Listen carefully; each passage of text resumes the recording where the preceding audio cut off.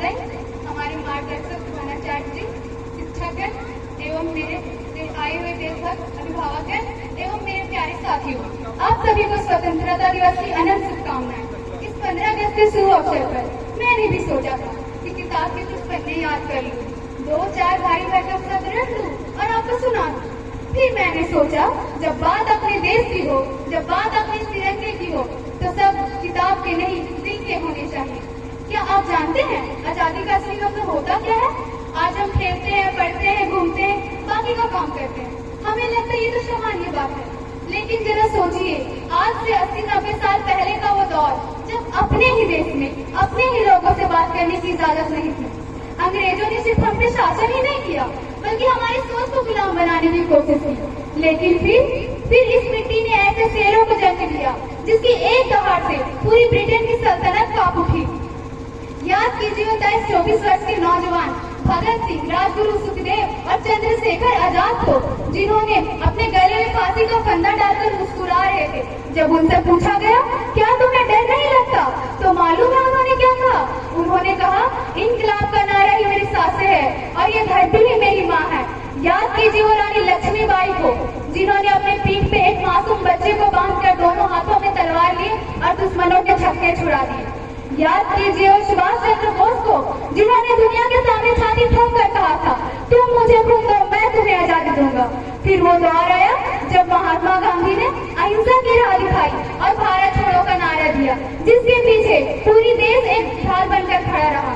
जाने कितने अनगिनत बलिदानों के बाद आखिरकार 15 अगस्त 1947 ईस्वी को हमारा भारत आजाद हुआ और इसकी तकदीर ही बदल गई। अंग्रेजों ने जाते वक्त हमसे कहा था, ये देश बिखर जाएगा, भूखा मर जाएगा, आपस में ही लड़कर खत्म हो जाएगा। आज उन अंग्रेजों को जाकर कोई बताओ, जिस देश को तुम लाचार समझ कर गए थे, आज वही देश दुनिया के नक्शे में आंखों से आंखें मिलाकर बात करती है। जब दुनिया कपड़े पहनना सीख रही थी, तो भारत के पास वेद थे, उपनिषद थे और नालंदा तक्षशिला जैसे महाविश्वविद्यालय थे। आज हमारा भारत दुनिया को शून्य दिया, आयुर्वेद दिया, योग दिया और हम उस महान संस्कृति के संवाहक हैं, जिसने वसुधैव कुटुंबकम यानी पूरी धरती को एक परिवार मानने का संस्कार दिया। आज जब हम आकाश की ओर देखते हैं, तो चंद्रमा के दक्षिणी ध्रुव पर हमारा चंद्रयान अपना परचम लहराए हुए नजर आता है। और चंद्रमा पे ही नहीं, बल्कि सूर्य पर हमारा आदित्य एल1 अपनी परिक्रमा करते हुए नजर आता है। जब इसी देश में पटरियों पर चलने वाली साधारण ट्रेन भी मुश्किल से मिलती थी, आज वही देश पर्यावरण को बचाने के लिए हाइड्रोजन ट्रेन चला रही है।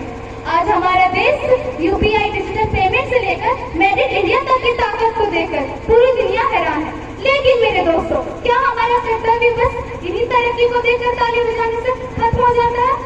आज मैं इस मंच में खड़े होकर आपसे पूछना चाहती हूँ, आज के भारत को किस चीज से आजादी चाहिए? हमें सरहद पर जाकर गोली खाने की जरूरत नहीं है। हमारी जंग है अशिक्षा से, भ्रष्टाचार से, जाति भेदभाव से, अपनी बहन बेटियों की अपनी बुरी सोच से। यदि कोई युवा अपनी प्रतिभा दिखाता है, तो वो भारत के लिए दिखाए। तकनीकी जानने वाला अब्दुल कलाम बने, IIT से पढ़ने वाला नासा के लिए नहीं, अभी तो इसरो के लिए काम करे। हेमा दास नारी सशक्तिकरण का उदाहरण देते हुए ईश्वर जीते, तो भारत के लिए जीते। गाँव के युवा आगे आए और नीरज चोपड़ा की तरह भाला फेंके, रचनाएं ऐसी रची जाए कि साहित्य धरोहर भारत को प्राप्त हो।